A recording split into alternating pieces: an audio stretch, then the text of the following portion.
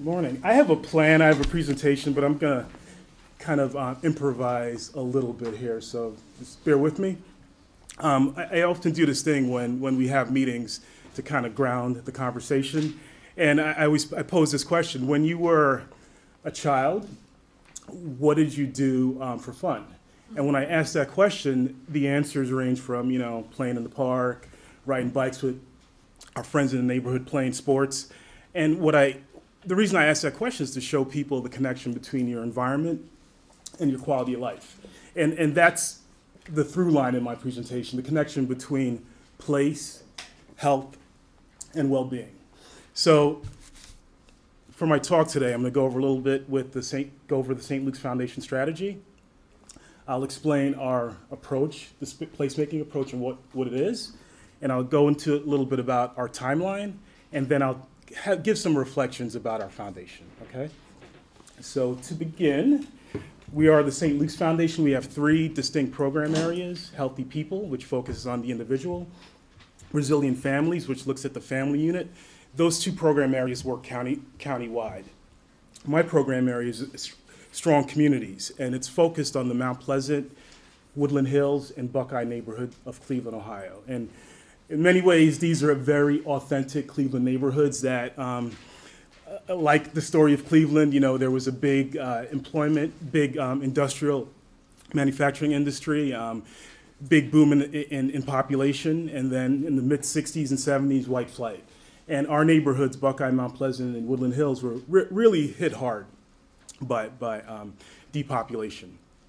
And our foundation was started in 1999 from the sale of St. Luke's Hospital. So it's in our DNA to want to care for the county with a specific focus on our footprint.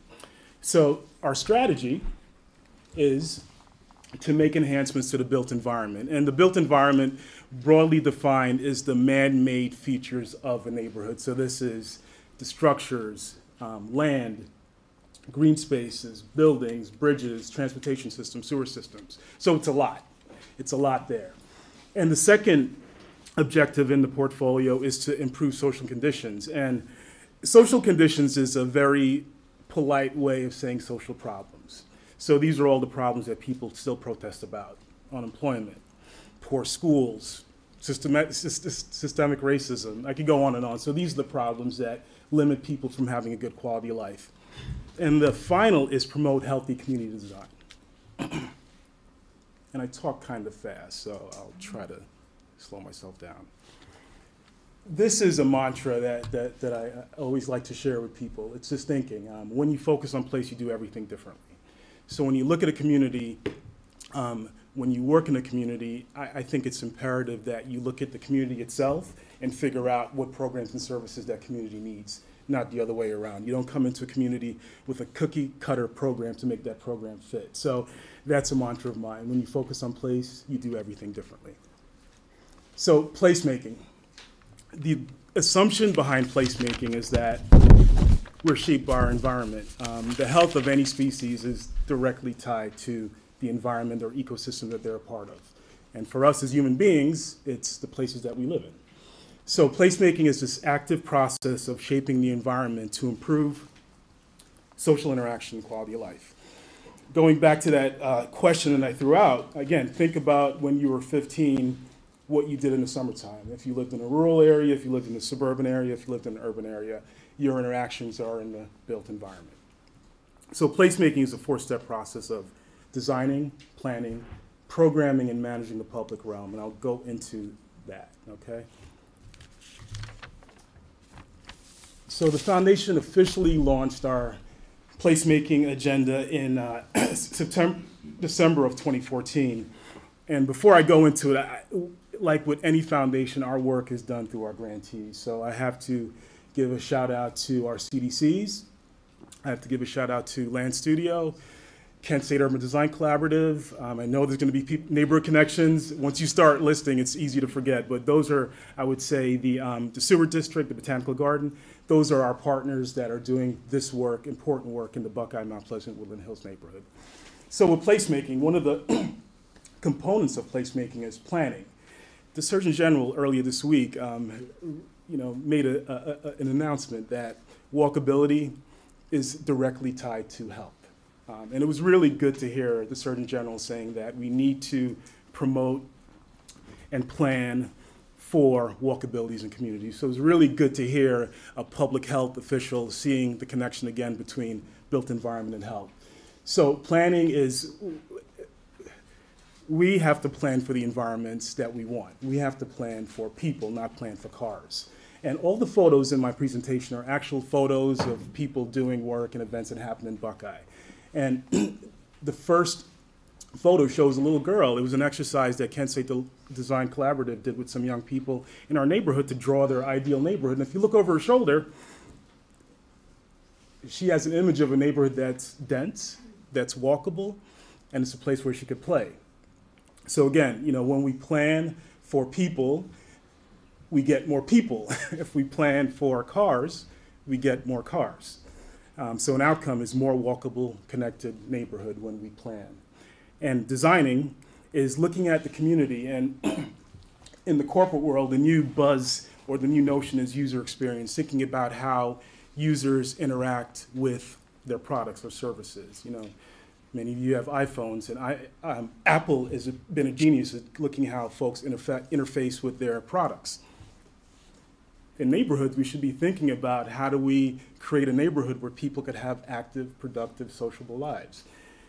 The photo on the bottom is an example of a project that we did with some neighborhood kids. They built that simple play structure themselves. So again, when you design, you make the experience more beneficial to the user, puts them in harmony with the environment. So that simple intervention didn't really cost much, and the kids love it. The other component of placemaking is programming. So you could plan for a great park. You could make the park look really pretty, but if you don't have events for people to come out, you're wasting time. That photo on the top right was a ballet performance that happened on Buckeye Road last week. And just imagine driving by and seeing a ballet performance at the Art and Soul Park at Buckeye. It was very visual.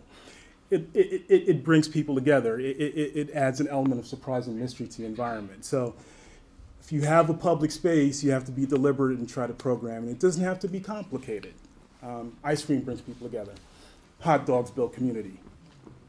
So when we plan for programming, the space becomes more neighborly and you increase social connections. And hopefully, and I'm asserting, and hopefully you guys agree with me, that a connected neighborhood is a strong neighborhood.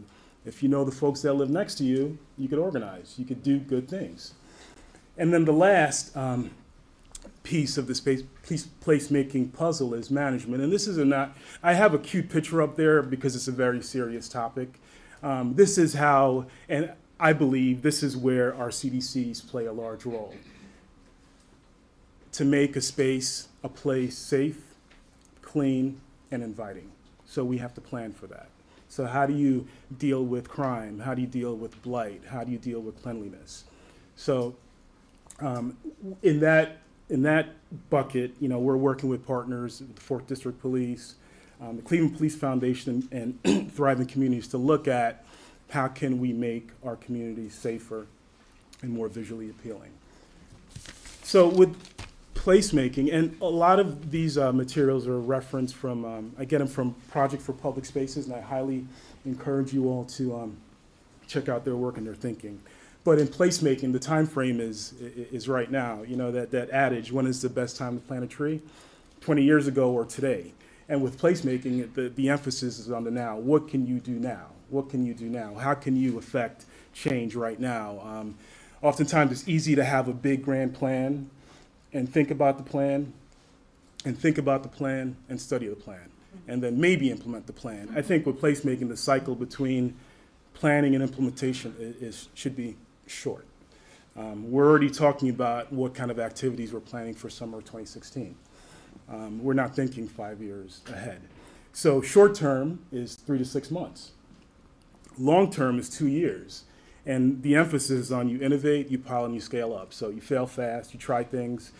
Some may not work, some may work, but you have to keep that cycle going.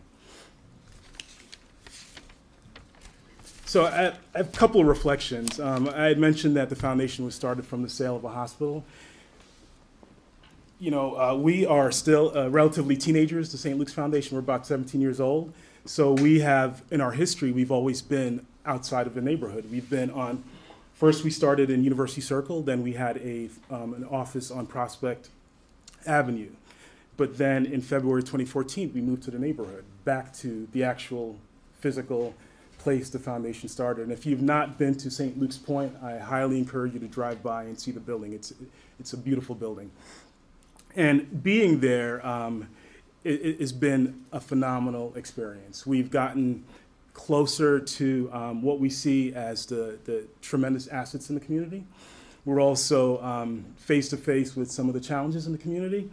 And it's given us, we've had this opportunity now for real-time feedback. You know, I could see if kids are utilizing public spaces. I could talk to moms that are dropping their kids off at the Boys and Girls Club. I could, you know, get to know the kids in the Boys and Girls Club, and it brings a different level of, I guess, understanding to the work.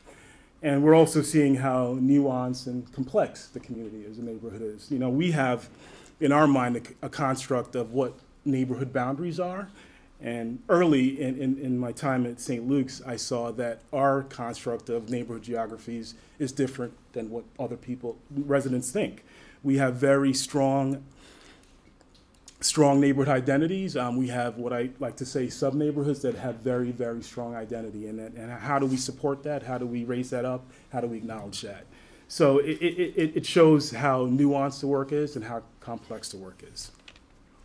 And again, these are all photos from, these are not stock photos. These are photos of events that have happened in our neighborhood.